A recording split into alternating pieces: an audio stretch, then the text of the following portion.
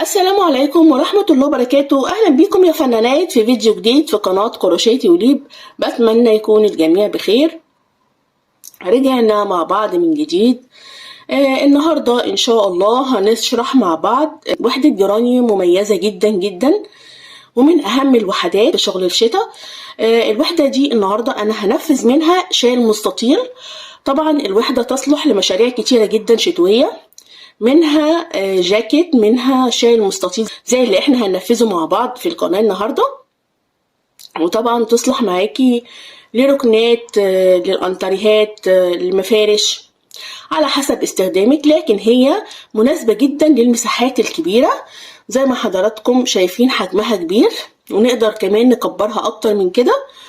النهاردة هنستخدم مع بعض خيط متوسط السمك، ويفضل في النوعية دي من الوحدات يكون الخيط متوسط السمك. انا استخدمت خيط هيمالايا افريداي مع إبرة رقم 4.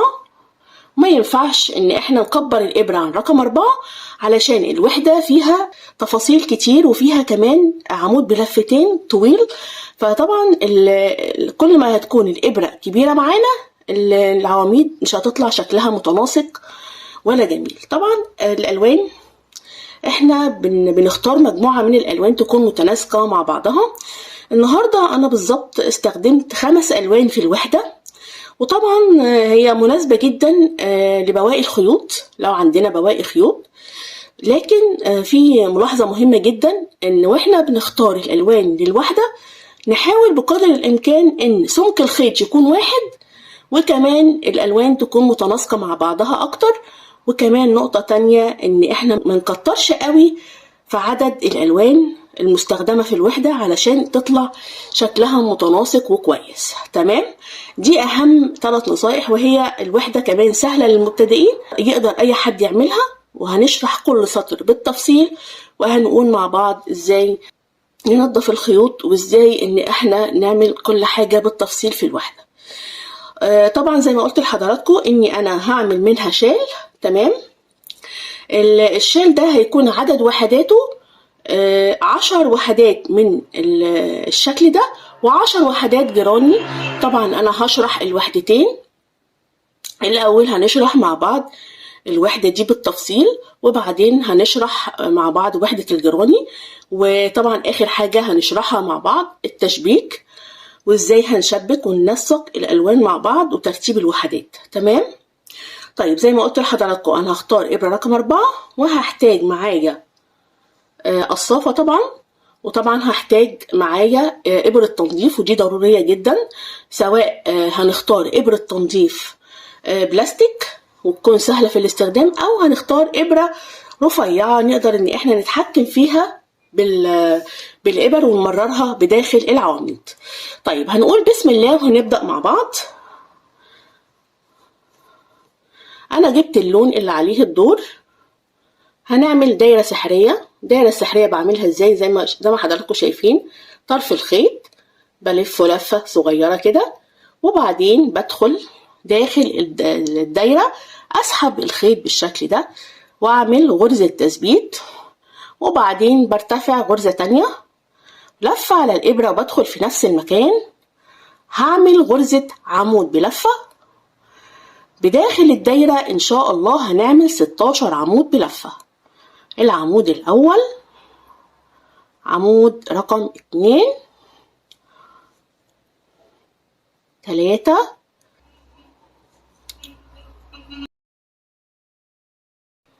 هنكمل عدد العواميد 16 عمود داخل الدايرة ونرجع مع بعض. كملت 16 عمود داخل الدايرة السحرية.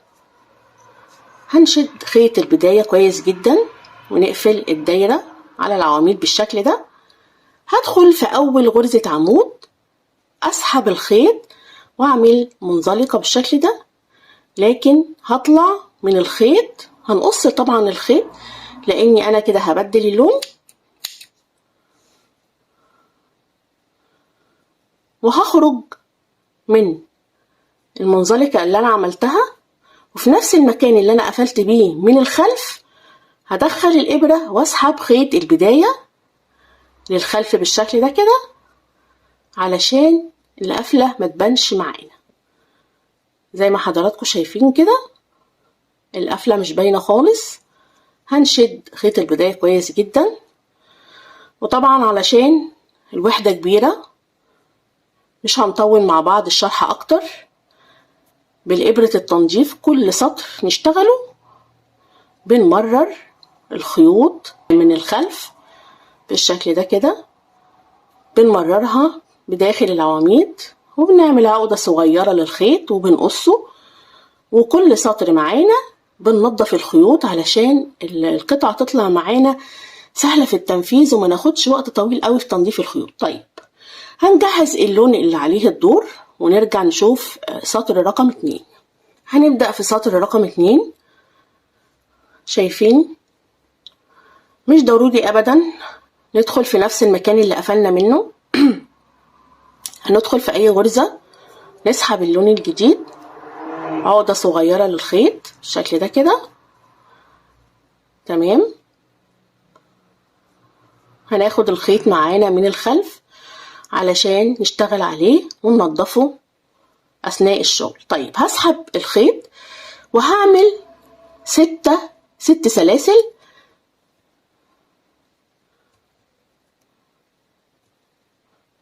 ال6 سلاسل دول عبارة عن اول 4 سلاسل دول هنعتبرهم اول غرزة عمود بلفتين، وال2 سلسلة التانيين دول هنعتبرهم المسافة اللي بين العمود والعمود. طيب ارتفعت 6 سلاسل، هاخد لفتين على الابرة، هدخل في الغرزة اللي بعدها على طول وانا واخدة معايا الخيط تحت الشغل. هعمل غرزة عمود بلفتين.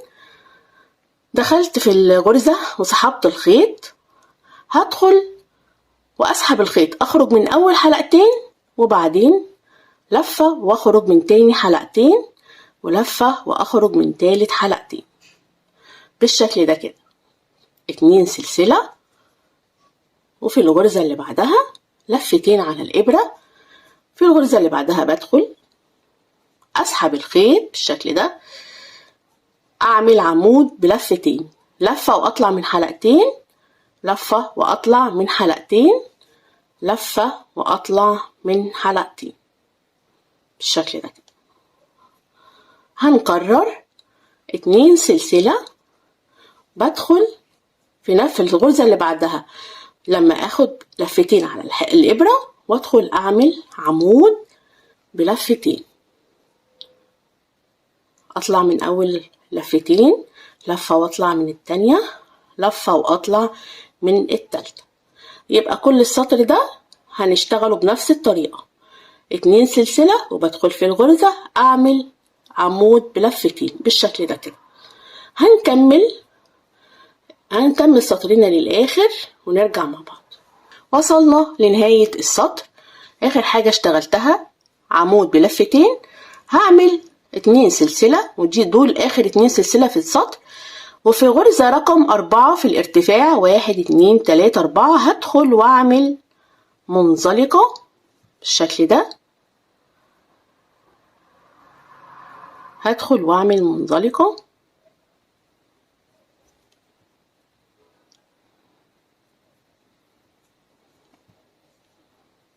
بالشكل ده كده. وزي ما اتعودنا في القفلة بنقص الخيط وبنخرج الفتلة بالشكل ده كده، وبعدين في نفس المكان اللي عملت فيه المنزلقة بنسحب من الخلف طرف الخيط، طبعا بالإبرة أو بإبرة التنظيف. هنا الغرز اهي قدامنا، في حلقة أمامية وفي حلقة خلفية. ممكن إن احنا بنمرر الخيط ده في الحلقات الخلفية دي، ولما بنيجي نشتغل عليها ما بتكونش باينة خالص. تمام.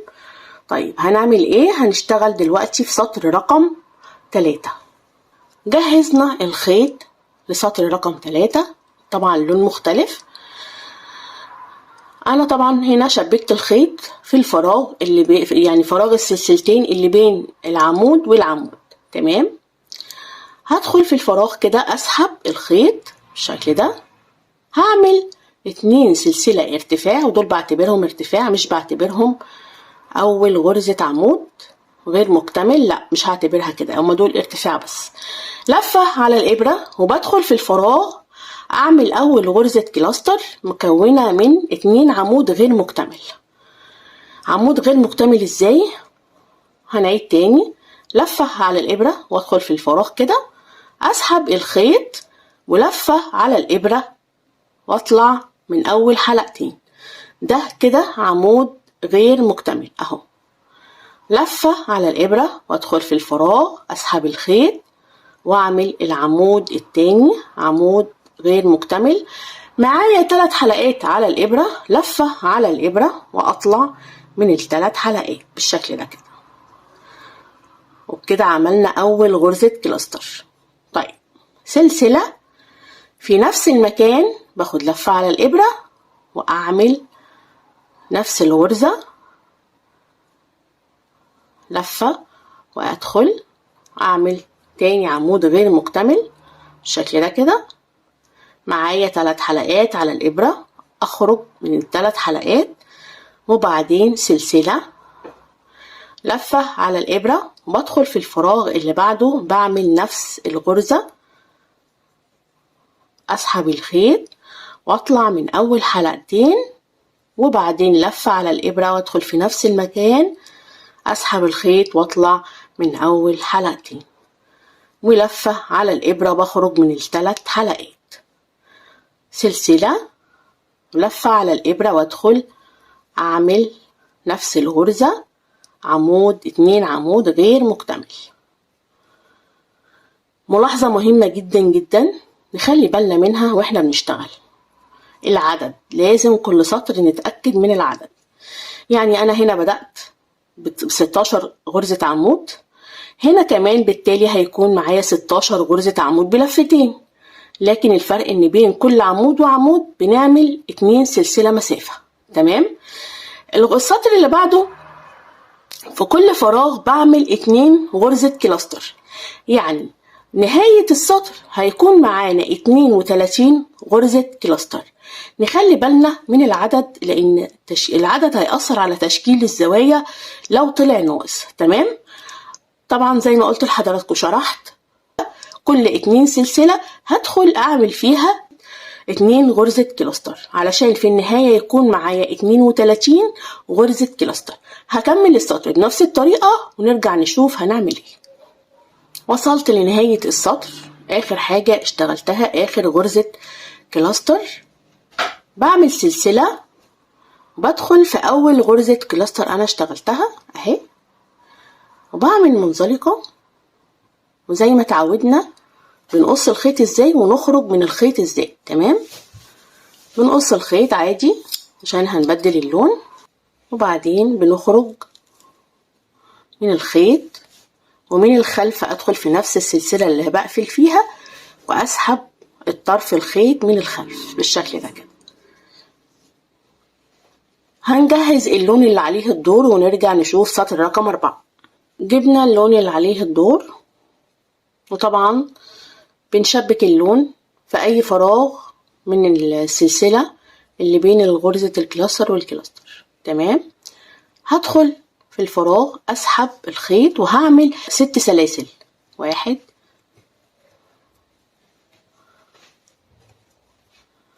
عملنا 6 سلاسل، ودي طبعا اول 4 سلاسل دول بعتبرهم اول عمود بلفتين، وبعدين ال2 سلسلة دول بعتبرهم المسافة بين العمود والعمود. تكرار للسطر التاني. لفتين على الإبرة وبدخل في الفراغ اللي بعده على طول، فراغ ال2 سلسلة، فراغ السلسلة اللي في السطر السابق اهو، بعمل عمود بلفتين، لفة واطلع من حلقتين ولفة واطلع من حلقتين ولفة واطلع من حلقتين. ده شكل السطر الجديد. وبعدين 2 سلسلة واعمل لفتين على الإبرة وادخل في الفراغ اللي بعده على طول اهو، اللي هو فراغ السلسلة اللي كان بين غرزة الكلاستر والغرزة التانية، وبعمل عمود بلفتين بالشكل ده. 2 سلسلة، لفتين على الإبرة وادخل في الفراغ اللي بعده اعمل عمود بلفتين بالشكل ده كده. تمام. يبقى السطر بتاعي هنشتغله كله بنفس الطريقة. هكمل السطر للآخر ونرجع مع بعض. أنا هنا وصلت لنهاية السطر، آخر حاجة في السطر اشتغلتها غرزة عمود بلفتين اهي. هعمل 2 سلسلة بالشكل ده، وهقفل في رابع غرزة ارتفاع 1 2 3 4. طبعا هنقفل زي ما اتعودنا بالشكل ده كده، وهبدل اللون وهبدأ في السطر الخامس. تمام. وطبعا ملاحظة مهمة ان احنا لو عدينا السلاسل، لو عدينا العواميد دي هنلاقيهم 32 غرزة عمود بلفتين، 32 غرزة عمود بلفتين. زي ما قلت لحضراتكم ضروري جدا نخلي بالنا من العدد. هبدل اللون اللي عليه الدور ونرجع مع بعض. بدلنا اللون اللي عليه الدور، هدخل في الفراغ اللي هو ال2 سلسلة وهشبك اللون. طيب هنشتغل ازاي؟ هندخل في الفراغ، هنسحب الخيط، هنعمل 2 سلسلة ودول ارتفاع، لفة على الإبرة، وهنعمل مع بعض غرزة كلاستر مكونة من 3 عمود غير مكتمل. لفة على الإبرة وادخل في نفس المكان، بسحب الخيط واعمل أول عمود غير مكتمل بالشكل ده، لفة على الإبرة وادخل في نفس المكان أعمل العمود التاني، وبعدين العمود رقم 3، كله ده في نفس المكان. معانا 4 حلقات على الإبرة، لفة على الإبرة واخرج من ال4 حلقات بالشكل ده كده. تمام. هي دي غرزة الكلاستر. غرزة كلاستر مكونة من 3 عمود غير مكتمل. تمام. هنعمل 2 سلسلة وبعدين لفة على الإبرة وادخل في الفراغ اللي بعده على طول. وطبعا أنا واخدة معايا خيط البداية، هدخل أعمل 3 عمود غير مكتمل. العمود الأول، لفة وادخل أعمل العمود التاني بالشكل ده كده، لفة على الإبرة وادخل أعمل العمود التالت غير مكتمل. تمام. معايا 4 حلقات، لفة وبخرج من ال4 حلقات، 2 سلسلة، وبعدين بنكرر نفس الشغل. هنشرح مع بعض مرة أخيرة. لفة على الإبرة وادخل في الفراغ ال2 سلسلة، ألف، أسحب الخيط، وبعدين أخد لفة على الإبرة وأطلع من أول حلقتين. ده كده العمود الأول غير مكتمل. طبعا لفة على الإبرة أدخل في نفس المكان أعمل العمود التاني، لفة على الإبرة وأدخل في نفس المكان أعمل العمود التالت. 3 عمود غير مكتمل. لفة على الإبرة، معايا 4 حلقات، أخرج من ال4 حلقات وأعمل 2 سلسلة مسافة. هنكمل سطرنا بنفس طريقة الشغل، هكمل للآخر ونرجع مع بعض. وصلنا لنهاية السطر. آخر حاجة اشتغلتها غرزة كلاستر و2 سلسلة. هقفل في أول غرزة كلاستر أنا عملتها، هنقفل زي ما اتعودنا بمنزلقة، وبعدين بخرج من الخيط وأبدل اللون، وبعدين هنبدأ مع بعض سطر رقم 6. هنبدأ سطر رقم 6. جبنا اللون اللي عليه الدور زي ما حضراتكم شايفين. الشغل من الخلف مفيش أي خيوط خالص، كل الخيوط بنضفها أول بأول. ياريت تعملوا بنفس طريقة الشغل لأن عدد الوحدات هيكون كتير. دخلت في الفراغ، شبكت الخيط اللون الجديد. السطر ده عبارة عن كله غرز جراني. الفراغ اللي هو 2 سلسلة بين غرزة الكلاستر والغرزة التانية ده هنشتغل فيه كل فراغ غرزة جراني. هسحب الخيط، 2 سلسلة ارتفاع، لفة على الإبرة، وهدخل أعمل أول غرزة عمود بلفة، الغرزة التانية، العمود التالت. تمام. طيب شد الخيط كويس ونظبط الخيوط كده. عملنا أول غرزة جراني، بعدين هنعمل سلسلة مسافة وهندخل في ال2 غرزة سلسلة، هنعمل تاني غرزة جراني. الغرزة الأولى عمود رقم 1، العمود التاني، عمود رقم 3.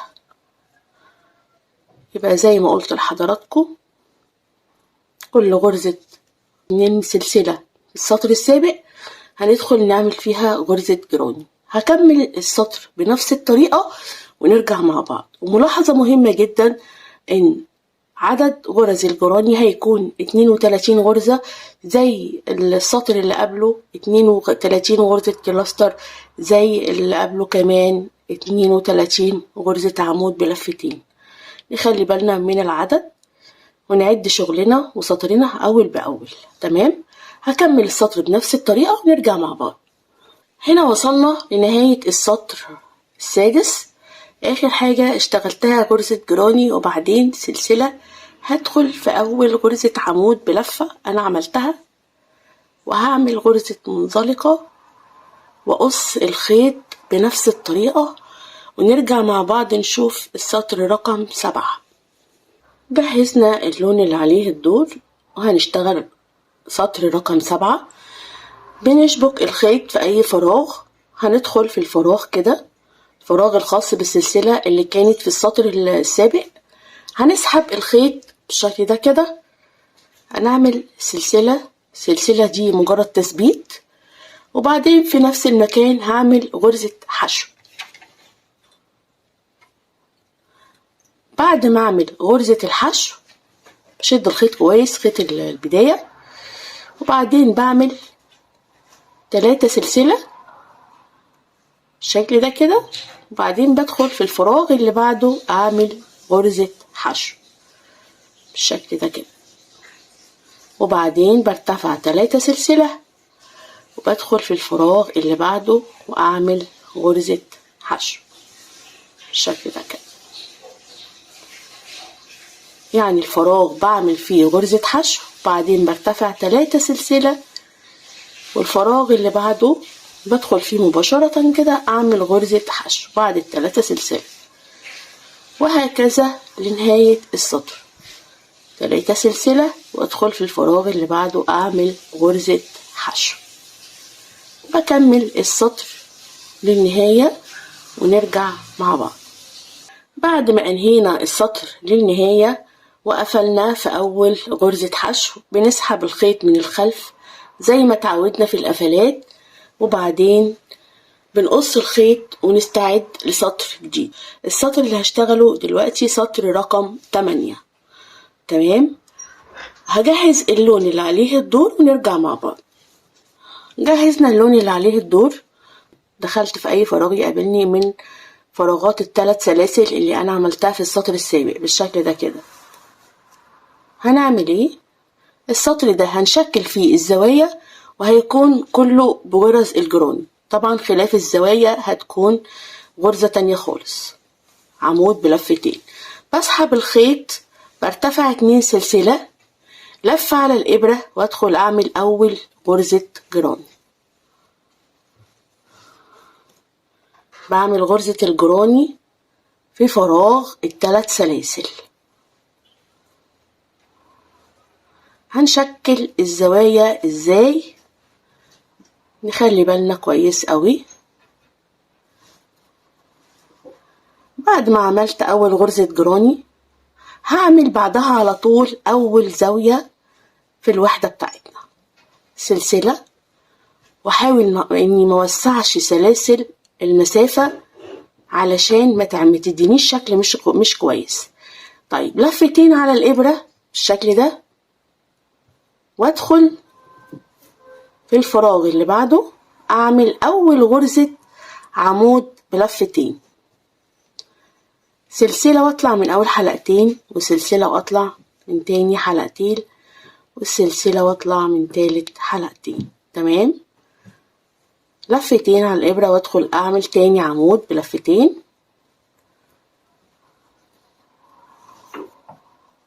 ده كده العمود رقم 3 عمود بلفتين. بعد ما خلصت 3 عمود بلفتين بعمل 2 سلسلة وبدخل في نفس المكان اعمل 3 عمود بلفتين، علشان كده شكلت اول زاوية، وبكده أكون شكلت أول زاوية، وبكده أكون شكلت أول زاوية. لفتين على الإبرة وأدخل أعمل العمود التاني من الوحدة التانية في 3 عمود بلفتين بالشكل ده كده. يعني أنا عملت زاوية أهي بتتكون من 3 عمود بلفتين، سلسلتين 3 عمود بلفتين. كده أنا شكلت الزاوية الأولى. لفة على الإبرة وهدخل في الفراغ اللي بعده، فراغ ال3 سلاسل ده، هعمل أول غرزة جراني. أول غرزة جراني بعد الزاوية، تمام؟ لأن بعد الزاوية أنا هشتغل 7 غرزة جراني في 7 فراغات، والفراغ رقم 8 هعمل فيه السلسلة رقم 2. وطبعا الوحدة بيكون ليها 4 زوايا. شكلنا الزاوية الأولى.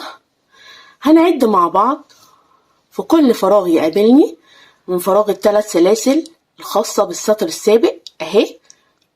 هندخل في كل فراغ نعمل غرزة جراني لحد ما نعد 7 وحدات جراني بعد أول زاوية. هنكمل العدد ونرجع مع بعض. زي ما قلت لحضراتكم أنا شكلت الزاوية رقم 1، وبعدين عملت 7 غرز جراني في الفراغات 1 2 3 4 5 6 7، تمام. بعمل سلسلة وبعدين باخد لفتين على الإبرة وبدخل في الفراغ أعمل تاني زاوية معانا في السطر، 3 عمود بلفتين، سلسلتين 3 عمود بلفتين، لفتين، بدخل أعمل 3 عمود بلفتين. خلصت 3 عمود بلفتين الأولى، 2 سلسلة، لفتين على الإبرة، بدخل أعمل 3 عمود بلفتين في نفس المكان، يعني بشكل الزاوية التانية زي ما قلت لحضراتكم. 1 2 3. طبعا السطر ده مهم جدا جدا، زي ما حضراتكم ملاحظين اني بشتغل بالعدد، علشان كده كنت بقول من اول بداية الشغل ان العدد مهم معانا جدا. كده انا شكلت الزاوية رقم 2. كل اللي هعمله دلوقتي تكرار. هنيجي هنا هنعد 7 فراغات، 1 2 3 4 5 6 7. في كل فراغ هنشتغل غرزة جراني زي كده، وبعدين في الفراغ رقم 8 بدخل أعمل الزاوية رقم 3. بعد الزاوية رقم 3 بعد 7 فراغات، وبعدين في الفراغ رقم 8 بعمل الزاوية رقم 4، وبعدين هيبقى باقي هنا معانا 6 فراغات، لأني أنا هنا عاملة في البداية غرزة جراني. هعمل ال6 فراغات، وده كده هيكون الفراغ رقم 7، وبعدين هقفل في أول غرزة عمود بلفة في الجراني الأولى اللي أنا عملتها. هنمشي السطر ده كده بالترتيب اللي أنا وضحته لحضراتكم معايا دلوقتي. هخلص السطر رقم 8 ونرجع مع بعض. بعد ما أنهيت السطر بالشكل ده كده بنفس الترتيب اللي قلته لحضراتكم، قصيت الخيط وسحبت الخيط من الخلف زي ما تعودنا. دلوقتي أنا شرحت واشتغلت معاكم 8 سطور. السطر التاسع والسطر رقم 10 دول بيكونوا تكرار للسطر ده. بعد ما بنخلص اللون طبعا بنبدل الألوان، وبنيجي بنغير كل مرة مكان القفل علشان ما يكونش باين.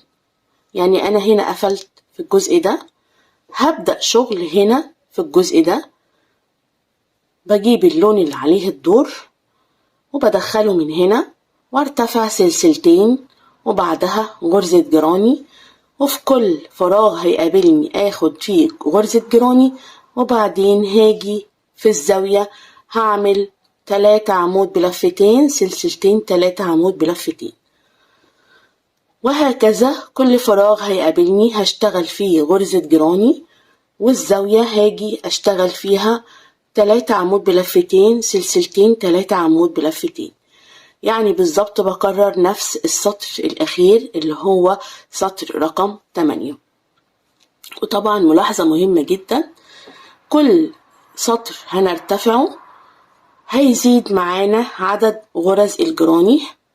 هنا بالظبط 7 غرز، السطر اللي بعده هيكون 8، السطر اللي بعده هيكون 9. ولو حضراتكم لاحظتوا نقطة مهمة جدا جدا كنت بأكد عليكم فيها، ان العدد ضروري جدا نخلي بالنا من العدد. ليه؟ انا ارتفعت بس بالاسطر 8 سطور من بداية السطر رقم 3 لحد السطر رقم 8، وانا محافظة على العدد بيكون 32 معايا. ليه؟ هنا انا اشتغلت 7 غرز جراني، وبعدين في الغرزة رقم 8 اشتغلت الزاوية، وهكذا. يعني كل 8 غرز بعمل يعتبر زاوية، 7 غرز والتامنة بعمل زاوية، 4 في 8 ب32.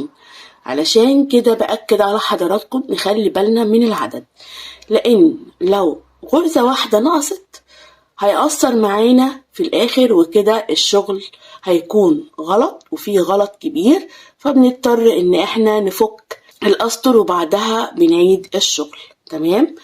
أنا مش عايزة أطول على حضراتكم أكتر من كده في الجزء ده، وزي ما قلت لحضراتكم هنشتغل من الوحدة دي 10 وحدات، ومن الوحدة السادة كمان 10 وحدات علشان أنفذ وأطلع بالشال بتاعي. وزي ما قلت لحضراتكم هو تكرار السطر الأخير بالظبط زي ما حضراتكم شايفين كده. هنا هيزيد معانا عدد، وطبعا السطر الأخير هيزيد معانا العدد. آخر عدد هنا أنا اشتغلته 9 غرز جراني في آخر سطر. يعني أنا مش محتاجة الوحدة تكون أكبر من كده، حضراتكم ممكن تكبروا الوحدة زي ما حضراتكم حابين، لكن أنا هنا هكتفي بالحجم ده هيكون كويس معايا، لأن كمان لسه في سطر هيكون التشبيك. تمام؟ يعني هنا كل الوحدات معايا ثابتة على 9 غرز جراني، علشان الوحدة الجراني السادة اللي أنا هعملها برضو هتكون نفس العدد 9 غرز جراني. تمام؟ وبكده بتمنى شغل النهاردة يكون عجبكم، والسلام عليكم ورحمة الله وبركاته.